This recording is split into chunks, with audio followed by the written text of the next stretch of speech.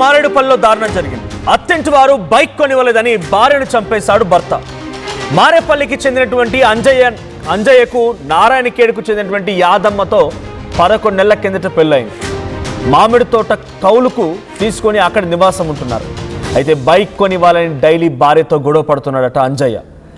ఎంత సర్ది చెప్పినా వినకుండా తాగొచ్చి కొట్టేవాడు. అత్తింటి వాళ్ళు బైక్ కొనిస్తామని మాటిచ్చి అయినా కూడా వినలేదంట అంజయ్య.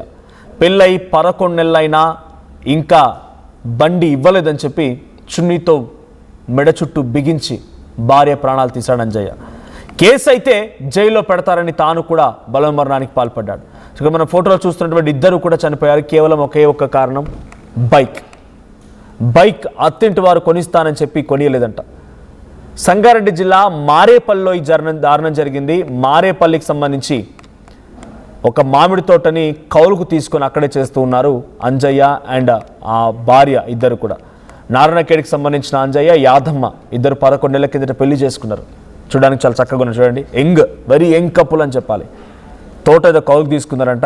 చక్కగా వ్యాపారం చేసుకొని ఏదో ఉన్నదో లేదో సర్ది పెట్టుకుంటే బాగుండేది. కానీ అత్తింటి వాళ్ళు బైక్ కొనిస్తా అని చెప్పి మాటిచ్చారంట. 11 నెలలైనా బైక్ కొనిస్తలేరని చెప్పి రోజు భార్యతో గొడవే, ప్రతిరోజు గొడవే భార్యతో. ఎంతకీ బైక్ కొనియకపోవడంతో ఇక మెడ చుట్టూ చున్ని బిగించి యాదమ్మని చంపేసి తను కూడా బలవన్మరణానికి పాల్పడ్డాడు. సో ఇన్సిడెంట్ డీటెయిల్డ్గా మరిన్ని అప్డేట్స్ మా ప్రతినిధి మహేష్ అందిస్తారు. మహేష్, ఒక బైక్ ఇద్దరు, ఒక రకంగా చెప్పాలంటే ఇంకా 1 year కూడా పూర్తవలేదు పెళ్ళి అయిపోయి, మంచిగా కౌలు తీసుకొని మామిడి తోట కౌలు తీసుకొని బతుకుతున్నారు. ఉన్నదో లేదో ఈ మధ్యకాలంలో నిజంగానే లేదు అనుకుంటే ఉన్న దాంట్లోనే సర్దుకొని అడ్జస్ట్ అయిపోతూ వెళ్ళాలి. కానీ సొంత భార్యనే, కట్టుకున్న భార్యనే ఒక బైక్ కోసమని మెడ చుట్టూ బిగించి హతమార్చి తను కూడా బలవన్మరణానికి పాల్పడ్డాడంటే తన మెంటల్ కండిషన్ ఏంటో అర్థమవుతుంది. సో ఈ కేసు పైన అప్డేట్స్ ఏంటి? పోలీసులు ఏం చెప్తున్నారు? కుటుంబీకులు ఏం చెప్తున్నారు?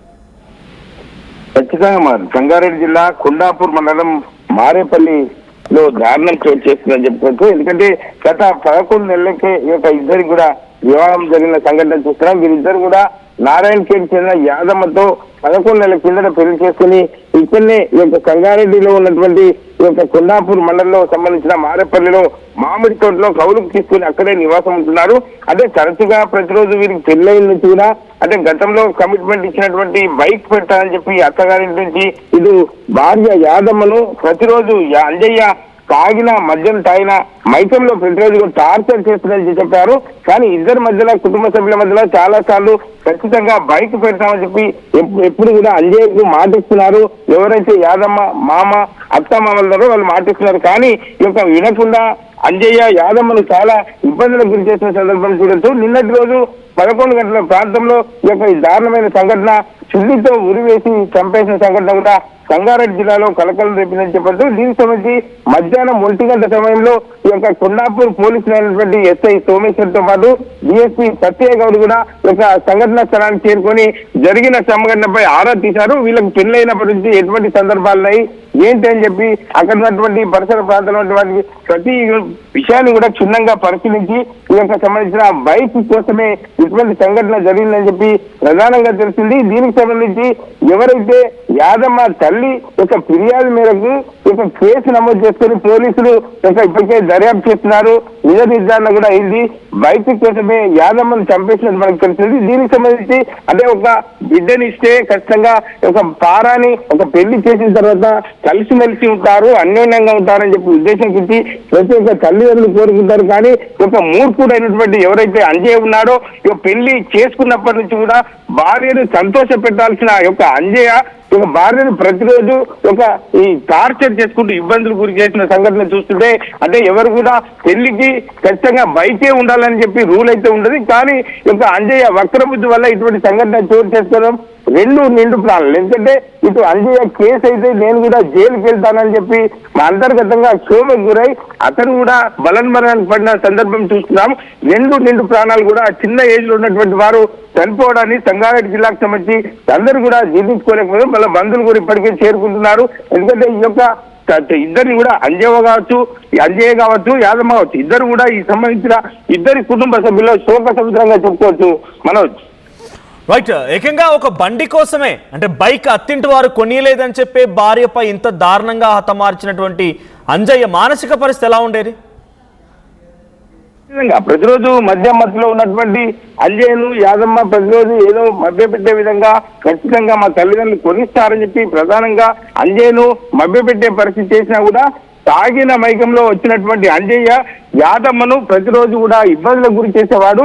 కానీ చూసి చిల్లితో యొక్క యాదమ్మను మెడపై పట్టి అది అక్కడిని చంపేసిన పరిస్థితి. దీనికి సంబంధించి మధ్యాహ్నం సమయంలో యొక్క బయట వ్యక్తుల ద్వారా సమాచారం వచ్చింది. దీనికి సంబంధించి పోలీసులకు ఫిర్యాదు చేశారు.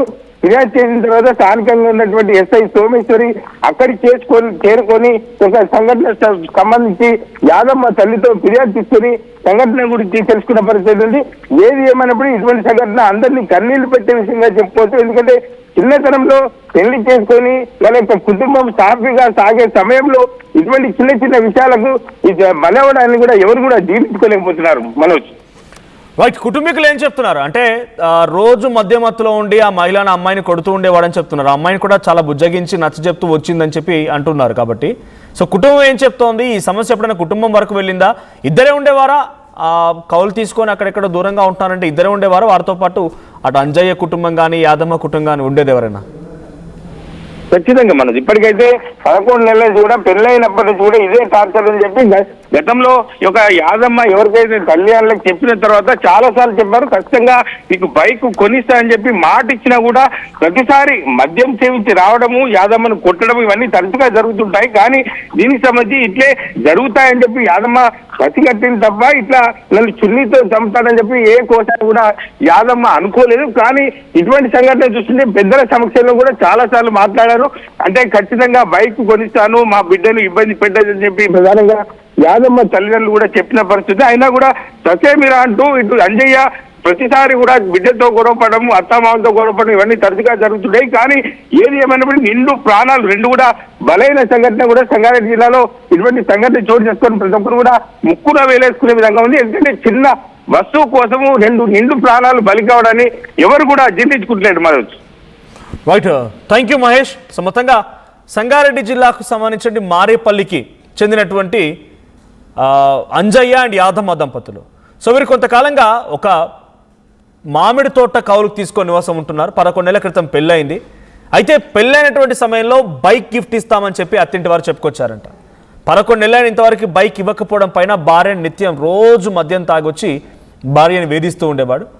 11 నెలల తర్వాత కూడా బైక్ రాకపోవడంతో చాలా దారుణం క్రూరంగా ప్రవర్తించిన భర్త అంజయ్య ఆ భార్య మెడ చుట్టూ చున్నీ చుట్టి ఊపిరి ఆడకుండా చేసి హతమార్చడమే కాకుండా తను కూడా కేసు పాలవుతుంది, జైలుకి వెళ్తానని చెప్పి భావించి బలవన్మరణానికి పాల్పడ్డాడు. ఒక బైక్ కట్నం అనేటువంటి ఒక భూతం ఇప్పుడు ఆ ఇద్దరు ప్రాణాలు తీసింది. కష్టపడడానికి ఏజ్ ఉంది, చూడడానికి యువకుల్లా ఉన్నాడు, సంపాదించుకోవచ్చు, బైక్లు కాకపోతే కార్లు కొనుక్కోవచ్చు రేపటి రోజున భవిష్యత్తులో.